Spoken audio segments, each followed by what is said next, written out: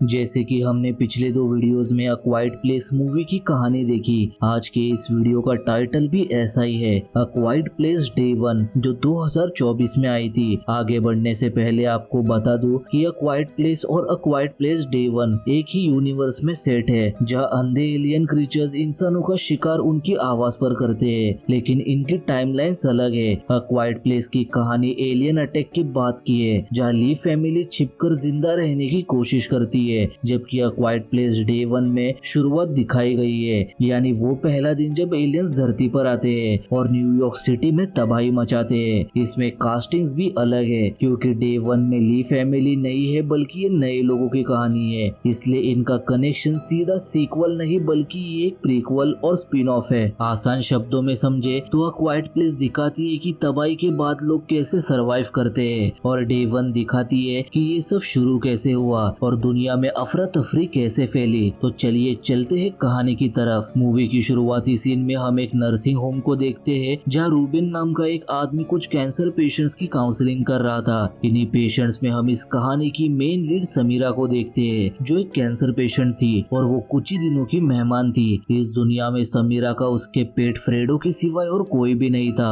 इधर रूबिन, जो समीरा का काफी अच्छा दोस्त था, वो सबको बताता है कि कल हम न्यूयॉर्क एक थिएटर शो देखने के लिए जाएंगे। अब अगले दिन रूबिन सारे कैंसर पेशेंट्स को लेकर न्यूयॉर्क सिटी की तरफ निकल पड़ता है, जहां आगे बढ़ते वक्त उन्हें आसमान में सवार कुछ फाइटर जेट्स दिखाई देते हैं। हालांकि उन्हें ये थोड़ा अजीब लगता है, पर वो इस चीज पर ज्यादा ध्यान नहीं देते। अगले पल ये सभी थिएटर पहुंच जाते हैं, जहां समीरा के सामने एक फैमिली बैठी थी, हेनरी फैमिली। यह आदमी वही है जिसे हमने पिछले वीडियो में उस आइलैंड पर देखा था, जो एमिट और रेगन के साथ उन क्रीचर्स का सामना कर रहा था। अगर आपने वो वीडियो नहीं देखी हो तो लिंक आपको डिस्क्रिप्शन में मिल जाएगी। Coming back to the story, Henry के बेटे को समीरा की बिल्ली फ्रेडो काफी पसंद आती है। इधर शो स्टार्ट होता है, लेकिन समीरा को वो शो काफी बोरिंग लग रहा था, इसलिए वो बाहर चॉकलेट खरीदने आती है। तभी रूबिन वहां आकर उसे बताता है कि हमें यहाँ से निकलना होगा, मुझे कई सारे मैसेजेस आ रहे हैं कि न्यूयॉर्क सिटी खाली करनी है, यहाँ जरूर कुछ ना कुछ होने वाला है। इसलिए समीरा बस में आकर गाने सुनने लगती है। कुछ दूर आने पर समीरा देखती है कि लोग बस से बाहर किसी चीज को देख रहे हैं। असल में कई सारे मेटेरॉइड्स आसमान से धरती की तरफ आ रहे थे, जहाँ एक मेटेरॉइड समीरा के बस के पास से भी गुजरता है। इसका इम्पैक्ट इतना था कि बस में सारा धुआं हो जाता है। समीरा बाहर आकर देखती है कि सिर्फ बस ही नहीं, हर तरफ बस धुआं ही धुआं है। जख्मी लोग यहाँ वहाँ भाग रहे हैं और कोई चीज इंसानों पर हमला कर रही है। समीरा देखती है कि ये एलियन क्रीचर्स थे, जो होने वाली आवाज पर हमला कर रहे थे।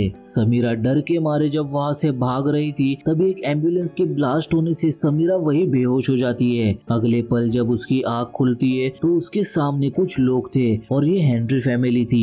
हेनरी उसे बिल्कुल चुप रहने के लिए कहता है। समीरा देखती है कि वो इस वक्त उस थिएटर में है, जहाँ कई सारे लोग छिपकर बैठे थे बिना आवाज किए। तभी उसे वहाँ रूबिन भी दिखाई देता है। दोनों एक दूसरे को देख काफी खुश हो जाते हैं। वो समीरा को फ्रेडो भी लौटा देता है। फ्रेडो को जिंदा देख समीरा को काफी राहत मिलती है। इसी दौरान हेलीकॉप्टर से एक अनाउंसमेंट होती है कि वो जल्द से जल्द सबको रेस्क्यू कर लेंगे, बस शांत रहे क्योंकि ये एलियन संदेह है और सिर्फ आवाज पर हमला करते हैं। लेकिन उस हेलीकॉप्टर की आवाज से कई सारे क्रीचर्स उस थिएटर के पास आ पहुंचे थे। फ्रेडो भी उन क्रीचर्स की आवाज सुन के वहाँ से भागकर दरवाजे के पास आ जाती है। समीरा जानती थी कि अगर फ्रेडो ने जरा सी भी आवाज की तो वो क्रीचर्स अंदर आकर काफी तबाही मचाएंगे, लेकिन समीरा फ्रेडो को उठाती इससे पहले ही फ्रेडो आवाज कर देती है, जिससे क्रीचर दरवाजा तोड़कर अंदर आ जाता है और कई लोगों को मार गिराता है। समीरा काफी डर चुकी थी। तभी हेलीकॉप्टर की आवाज सुनकर वो क्रीचर थिएटर से निकल जाता है। दूसरी तरफ जब समीरा अपना चेहरा साफ करके बाहर आती है तो वो देखती है कि रेडियो पर सबको इत्तला किया जाता है कि जब तक हमारा अगला आदेश ना आए तब तक शहर के ब्रिजेस से दूर रहो। इसी दौरान उन्हें एक धमाके की आवाज आती है। सभी छत पर आकर देखते हैं कि आर्मी ने शहर के ब्रिजेस को उड़ा दिया है, ताकि ये क्रीचर्स यहाँ से निकलकर कहीं और तबाही न मचाए। शहर से बाहर जाने का कोई रास्ता ना पाकर वहाँ मौजूद एक आदमी पैनिक होकर चिल्लाने लगता है। हेनरी उसे चुप रहने के लिए कहता है, लेकिन वो उसकी एक नहीं सुनता और घबराहट में हेनरी उसका सर पटकता है, जिससे उस आदमी की वही मौत हो जाती है। पर यहाँ सब जानते थे कि हेनरी से ये सब गलती से हुआ है। इसके बाद सभी अंदर जाकर चुपचाप बैठ जाते हैं। यहाँ समीरा रूबिन को बताती है कि उसे पिज्जा खाने जाना जाना है कि तभी पूरे थिएटर की लाइट्स चली जाती है। इसी दौरान जनरेटर ऑन हो जाता है, जिसकी तेज आवाज बंद करने के लिए रूबेन फौरन उस जनरेटर के पास आता है, पर अब तक बहुत देर हो चुकी थी। वो क्रीचर वहां आकर रूबेन को जान से मार देता है। अपने बेस्ट फ्रेंड रूबेन की मौत से समीरा पूरी तरह टूट जाती है और सुबह होते ही समीरा अकेले ही फ्रेडो के साथ थिएटर से निकल जाती है। वो देखती है कि उन क्रीचर्स ने पूरे शहर को तबाह कर दिया है। यहाँ वो एक शॉप में आकर फ्रेडो और खुद के लिए कुछ खाना लेती है और वहाँ से आती है एक पार्क में, जहाँ एक फाउंटेन था, जहाँ पाने के कारण उनकी आवाज वही दब जाएगी। तभी समीरा की नजर फाउंटेन के अंदर छिपे दो बच्चों पर जाती है। वो उन्हें अपना खाना ऑफर करती है। तभी एक बार फिर से आर्मी अनाउंसमेंट करती है कि ये एलियंस पानी में तैर नहीं सकते,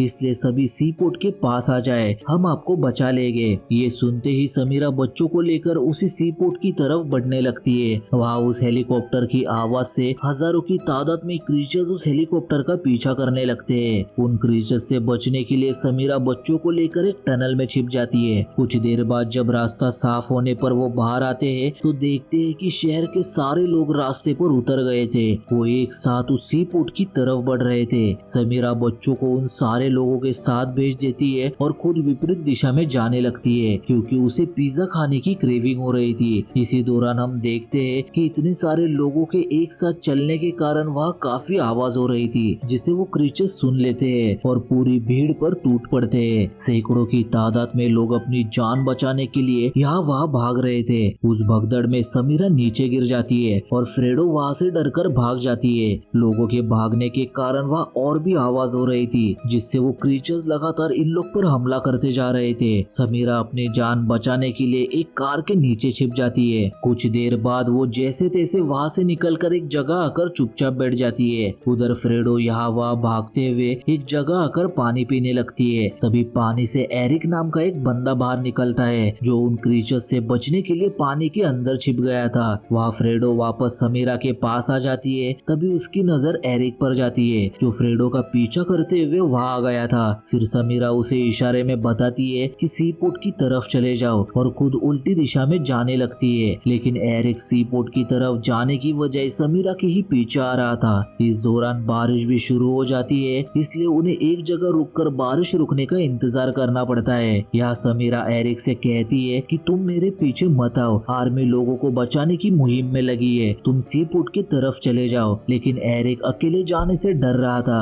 अब यहाँ रुके रुके इन्हें रात हो चुकी थी, पर बारिश रुकने का नाम नहीं ले रही थी। इसलिए समीरा एरिक को लेकर अपने घर चली आती है, पर उसके पास घर की चाबी ही नहीं थी। समीरा एरिक को बिजली के कड़कने के साथ दरवाजा तोड़ने के लिए कहती है, ताकि क्रीचर्स वो आवाज सुन ना पाए। इसके बाद घर के अंदर आकर वो एक दूसरे से बातें करने लगते हैं, जहाँ एरिक बताता है कि वो पढ़ाई करने के लिए इस शहर में आया था, लेकिन अब उसे यहाँ से निकलना है और हम दोनों यहाँ से निकलेंगे। समीरा कहती है कि मुझे कैंसर है, तो मेरा यहाँ से निकलने का कोई फायदा नहीं है। बस मेरी एक आखिरी विश है कि मुझे रेस्टोरेंट में बैठकर एक पिज्जा खाना है, उस रेस्टोरेंट में जहाँ बचपन में उसके पापा उसे पिज्जा खिलाया करते थे। बातें करते करते दोनों वही सो जाते हैं। सुबह जब समीरा अपनी आँख खोलती है तो वो एरिक को बिना बताए वहाँ से निकल जाती है, ताकि एरिक उसके पीछे ना आए। वो एक बर्बाद हुई लाइब्रेरी आकर बुक्स पढ़ने लगती है। तभी फ्रेडो को देख उसे लगता है जैसे शायद उसके पीछे कोई क्रीचर है, पर वो कोई क्रीचर नहीं बल्कि एरिक था। उसे देख समीरा काफी भड़क जाती है। तभी बुक्स गिरने से वहाँ आवाज होती है। वो जानते थे कि जल्दी यहाँ वो क्रीचर्स आ जाएंगे, इसलिए वो दोनों अपनी जान बचाते हुए भागने लगते हैं। पर तब तक क्रीचर्स ने उनका पता लगा लिया था।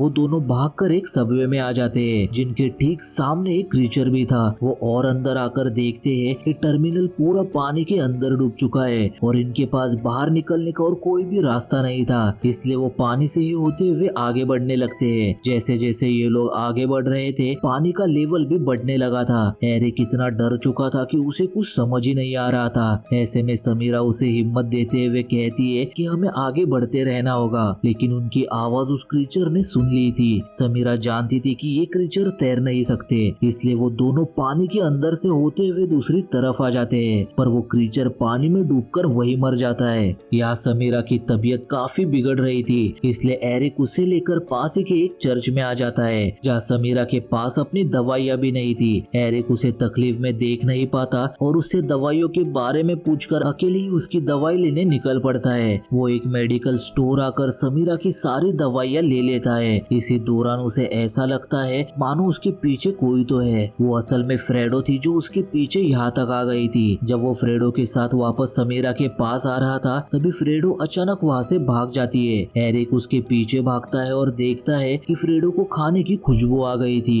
इसी दौरान वहाँ एक क्रीचर आ जाता है। इसे देख डर कर फ्रेडो एक पोल पर चढ़ जाती है जिसके पीछे एरिक भी ऊपर चढ़ने लगता है। इस मोमेंट पर वो क्रीचर एरिक के इतने पास था कि हल्के से सांस लेने से भी उसकी जान जा सकती थी। उस क्रीचर को जब कोई आवाज नहीं आती तो वो वहाँ से चला जाता है। इसके बाद एरिक वापस आकर समीरा को उसकी दवाइयाँ दे देता है। यहाँ एक बार फिर से समीरा एरिक से पिज्जा खाने की बात करती है, इसलिए एरिक समीरा को लेकर उस पिज्जा शॉप के बाहर आता है। पर एलियन अटैक में वो शॉप पूरा जल चुका था, जो देख समीरा काफी दुखी हो जाती है। एरिक समीरा को दुखी देख नहीं पाता, इसलिए वो उसे लेकर एक क्लब में आ जाता है और उस जले हुए पिज्जा शॉप से पिज्जा लेकर समीरा के पास आ जाता है, जिसे देख समीरा काफी खुश होती है। और इधर वो दोनों फ्रेडो के साथ उस पिज्जा को एंजॉय करते हैं। वो लोग जब उस क्लब से बाहर आते हैं तो समीरा देखती है कि सी पोर्ट से एक आखिरी रेस्क्यू बोट बचे हुए लोगों को लेकर वहाँ से जा रही थी। यह समीरा अपने कारण एरिक और फ्रेडो की जान खतरे में नहीं डाल सकती थी, इसलिए वो एरिक को फ्रेडो को लेकर वहाँ से जाने के लिए कहती है। वो लोग जब आगे बढ़ रहे थे तब वो देखते हैं कि कई सारे क्रीचर्स बोट की आवाज से किनारे पर भटक रहे हैं। वो जानते थे कि अब वो आगे नहीं बढ़ सकते, इसलिए समीरा फ्रेडो को एरिक को सौंपते हुए उससे कहती है कि मैं उन क्रीचर्स का जैसे ही ध्यान भटकाऊं तुम यहाँ से फौरन बोट की तरफ चले जाना।